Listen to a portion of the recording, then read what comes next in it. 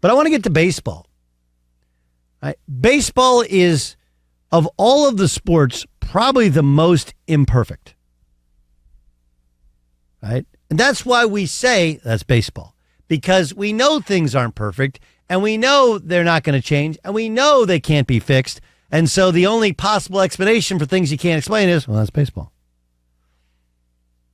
And it's like, would you like to move baseball's playoffs up so that they had the complete stage? You know, play early September, even late August? Sure, you can't because they got 162 games. There's all that history that goes with it, and there's all those venues that need the home dates. Why can't you change baseball to a shorter season? That's baseball. And we can say it's finances, that's history, that's baseball. Very easy. And they keep trying to change the playoff formats to make them more equitable with the regular season. On the other hand, they also, they got to make a lot of money. And I think, was it Jay Stu or was it you, Dan Byer? I think it was Jay Stu, who he told me one of the great sentences in the history of sports business, but all business, going back like 2 days ago. Jay Stu, do you remember what it was? I said you never go backwards. Right. They never go backwards. We do so on some things, right? It's like the pass interference review thing they wiped off in the NFL. But we're not going to a place where there's no more review, right? The NFL's at 17 games. They're not going back to 16 games. The NFL has added playoff teams. They're not going to fewer playoff teams. The NCAA tournament has gone from 64 to 65 to 68. They're not going less. They may not go more, but they're not going less. Because with every game is new inventory, and new inventory is new money. And once you make money, that money is already spent. Right? It's just like government, folks. Once they tax you on it, they're not going to go like, hey, you know what? We're not going to tax you on that one. Because any penny that they can get in taxes, they've already spent on roads, bridges, houses, police officers, or their own retirement funds. So we can all agree that they're not going to have fewer wildcard teams, correct? We can all agree that they're not going to have fewer playoff games, correct? We all agree they're not going to have fewer regular season games, correct? So I think the one thing we can say is stop bitching about it. And the Dodgers, they're the better team. Like, no, they're not. I understand that you have this short series, short sample size. I get it, right? We all knew that their pitching was an issue, did we not? Now, we didn't know their hitting would be this big of an issue, but we all knew their pitching was an issue. I mean, it doesn't help when, one of their frontline pitchers is allegedly a wife beater. Another one they had to run off 2 years ago for things that he's trying to clear his name for. Clayton Kershaw is older than dirt. Walker Buehler, he had Tommy John, right? So, I mean, it's not like we didn't see all this stuff coming. And you get down 6-0 with one out in the first inning. What are we going to do? But the idea of complaining that the Orioles or the Dodgers or this is not fair, you tell me when life and playoffs have ever been fair. The only thing you can do is win games and move on. Right? It's why the NBA, smartly, has the longest playoffs and they've increased the length of the first round of the playoffs because, by and large, the best team always wins. Now, the problem with increasing the number of games in the NBA is the more games you play, the more likely you have to have injury, and it doesn't always become about who the best team is. It's who the healthiest team is, right? I mean, we can say a lot of things about Jimmy Butler and the Bucks and how they won last year, but if Giannis plays the first two games, I'm guessing the Bucks win one of those two games. It's a completely different series. So there is no perfect system. Like the NBA doesn't always give us the best teams. Major League Baseball doesn't always give us the best teams. The NCAA tournament often doesn't give us the best teams. Matter of fact, the crazy part is that the system we've tried to change the most of the playoffs is college football. And you know what? College football gets it right 95% of the time. Isn't that crazy? Like, It may not be fun. It may not be as entertaining. It may not have a Cinderella story, but it's inarguable that when they had 2 teams, they got one of the 2 best teams. And when they have 4 teams, they got 3 of the 4 best teams. And the best team usually wins. Isn't that crazy? And that's the one we want to change the most. Man, I can't wait to expand the playoffs. Why? We actually have a true national champion. Well, there's no real tournament, and there's tournament, but the tournaments are simply there to make money. And maybe provide a little relief for a team that didn't have a player or had a crazy loss or whatever, and, gets another shot. All right, let's kind of go through this. Here's, I want to talk Bryce Harper because I do understand that Bryce Harper won the last series on a similar play where he scored from first. Here's Rob Thompson, and if you didn't know this, I didn't either. He's the manager of the Phillies. Did you guys know that? Buyer, do you know that Rob Thompson was manager of the Phillies? I knew that one, but there's others that I wouldn't. I didn't know until last week that Bruce Bochy was the manager of the Rangers. I'm going to just be honest with you. I had no idea. Did you know that, Ramos? I did, and that's why they won the West, because he's a hell of a manager. He's a hell of a manager, right? I lost track of Bruce Bochy once the Padres fired him. Right? And he went to the Giants and won 3 World Series? I'm kidding. Padres, Giants, and then I don't know. I've always feared that Bruce Bochy will take my job because he has the best pipes.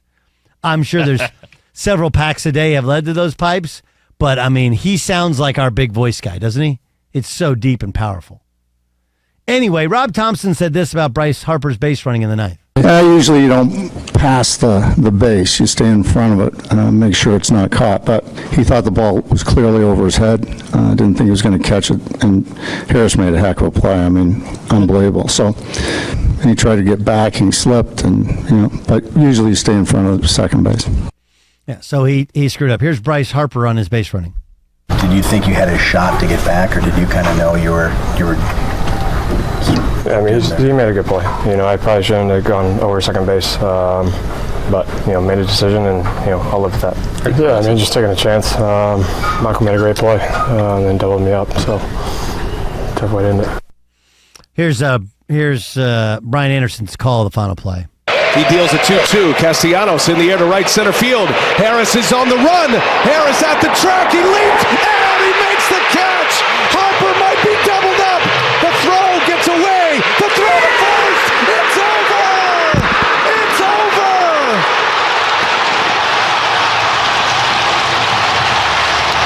Harper never tagged. He couldn't get back. And it's a double up to end game 2. Wow! Great call from Brian Anderson on TBS. By the way, this is so many Dodger fans and people are complaining about Bob Costas. It wasn't as close a game. They were down 2 runs, right? Was it 5-3? Was that the final tally of the Dodger game? Here's the final call, Costas' final call of the Dodgers going down 2-0 to the Diamondbacks. In the air to center field, Thomas almost in his tracks, tucks it away. And the Arizona Diamondbacks, who finished 16 games behind the Dodgers during the regular season, go into Milwaukee and win them both, sweeping the wild card series. Come into Dodger Stadium and come away with a 2-game lead as they go back to Arizona in this best 3 out of 5. All right, so you didn't like the final call there, Jay Stu? No, Jimmy Traina, who is a media guy, he didn't think that Costas' energy was good all game, but he, especially given, I guess, maybe the actual moment wasn't exciting, but the weight of the moment of a 6 seed taking the first 2 games, he thought he probably should have added a little bit more pep in his step. I wasn't totally against it, but Bob did sound old last night for sure. Bob is old. 72. Yeah, he's like youngest looking 72 ever. What do you think, Buyer? Are we allowed to be critical of the great Bob Costas? I think that Costas gets a lot more flack than other legendary voices, but I was fine with it. It was just a game to win. They didn't win anything yet. That's the part that's important. First of all, like, I don't know Jimmy Trania. I know he's a New Yorker. I know he's done this stuff for a long time. I also know that, like, he's never actually called a game. And you have to have the balance of, like, what I was impressed by was he didn't just say the Diamondbacks win and take game 2. He gave us the 16 games below the Dodgers, that they went in and beat Milwaukee twice, that they come in and beat the Dodgers twice. He gave us context. It was the right tone. It wasn't no energy. It was right. But the series isn't over, and it wasn't a super exciting play. Matter of fact, it was as boring a bottom of the 9th inning as you can ever get. The Dodgers didn't put anything on the ground or into play. It was nothing close. So, by the way, it's always a bad sign when you see your final 3 hitters in the top of the 9th inning. You're like, there's a guy named Outman coming up. You're like, man, that's an out, man, coming up. Everybody else had to think that, right? I don't know. You got to the bottom of the order for a reason. It was terrible. I need him to make a clean play in the first inning. The last 2 games, he's been a complete circus on 2 important balls. Last night, he found a way to catch it, right, John?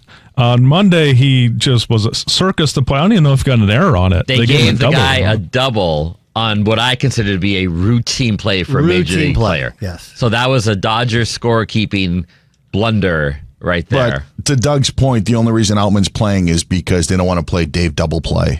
So they don't. They figured the 1 out was better than the 2. Bob Error wasn't available either. No. Jimmy's swing and miss was also. He's been on the IR.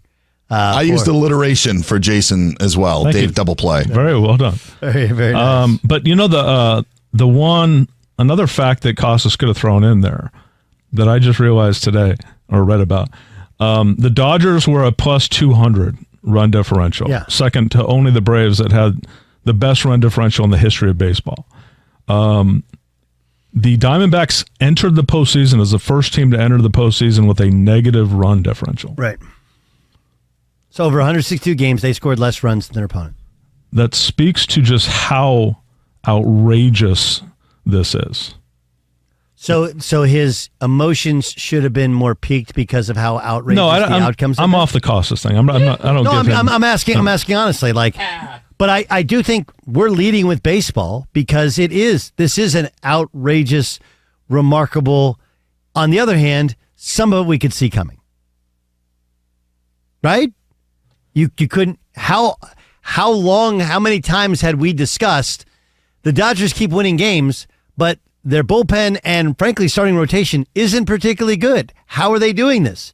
And, of course, they dominate in the month of August because that's what the Dodgers do. Now we get to October, and bats go quiet, and pitching's more hit than miss. It's the hallmark of the Andrew Friedman years. We're going to dominate you in the regular season, and we're going to fail in the postseason. And then Dodger fans will bring up the 2020 season. That was a tournament after a sprint 60-game season, played on a neutral field, and Corey Seager was lights out. That doesn't count. The 2020 season doesn't count. So if you take all the seasons into account for Andrew Friedman, don't do that. It's a failure. If MLB, this is like the Braves. When the Braves went to, was it for 13 years, 14 years? Yeah, It's baseball, man. It's baseball. MLB sanctioned that tournament. It counts. Sorry, I hate to break that to everybody. If MLB said, you know what, you guys go do what you want to do on this one, we'll sit this one out, then I'd be like, okay, yeah, maybe. But they put it together. I'm all in. The Dodgers won the 2020 World Series, and it's the way it goes. The crazy part is, I think most people thought next year their ace was going to be Shohei Ohtani, who's not going to pitch next year, no matter who he plays. True. Right? So probably the last time we'll see Kershaw, if they can make Kershaw retire. Right? We're not going to see Urias anymore.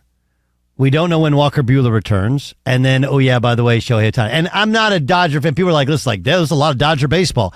What people should understand is this has been a dominant franchise in their sport, and it appears they're one game away from being eliminated in only the first 3 games that they played in the playoffs. And my thing is, I can't take any of the complaining about the baseball playoffs because, as you said, Jason, we're not going to less games. We're not going to less teams. It's never truly been fair and equitable in the 162 to no matter how many games you play in the playoffs, it's always going to be a much smaller sample size, and it's almost a different sport, and we did on some level see it coming. I think that there is a point that you made earlier about the NBA that is the problem with what's going on here. The 3 and 5 game series, the 7 game series, as you said, were allowed to have the better team win. And maybe the Diamondbacks are the better team. Maybe Texas is better than Baltimore. But when we have these small windows of the 3 game and the 5 game, I think it leads a lot of questions onto really who is the better team. And also, in a time when you're trying to get interest into the regular season, those short series almost devalue the regular season in a weird way. Okay, so would your proposal be you go the first full series is a 7 game series? If you aren't going back like you guys say that they can't do, yeah, I think that you've got to figure out some way to extend it or make this a 7 game series. This playoff window goes really fast. I mean, it does. So that would be the only way to do it. Or is it because they want to get it done before November? With the weather? I think so. Yeah, I think that's it. Yeah, it's the 5 game series, which is a 30% higher chance of the lower seed winning, right? And then in most sports, a bye is considered an advantage. I don't think it's considered an advantage in baseball when you're giving pitchers that are used to a 5-day routine, 7 days between starts, or even 10 days between starts. You have teams that are coming off the bye that are rusty, i.e. the Braves, Orioles, Dodgers. Go ahead. Those teams also haven't really played meaningful games for the last 2 weeks of the regular season. And now they get a week off. Yeah. It is so different from when we grew up. Remember, the Homer Dome was such a home field advantage? Yes. We're 4 years removed from a World Series where the road team won every single game. So when we talk about like home field as well, like it's just, the point is the playing field is so even that to think that you can determine a true winner in 3 games it's just ridiculous. Okay, so Jason, what I'm hearing from you is you should have, on both of you guys, is not give anybody a break and play right away. If that's what they have to do, or make the series longer. So all 7 game series? I don't know. Yeah. I don't understand the breaks. I think you, get right to it and make it just like Major League Baseball. There shouldn't be, even if you play a 3 game series for the wild card, it should be the day after the regular season is over, you start playing in the wild card. That way it's only 1 series off for the top seeds. Sure. But we started with, and I agree with Jason, which is they're not going back. So if you have a suggestion, it has to be more games, not less.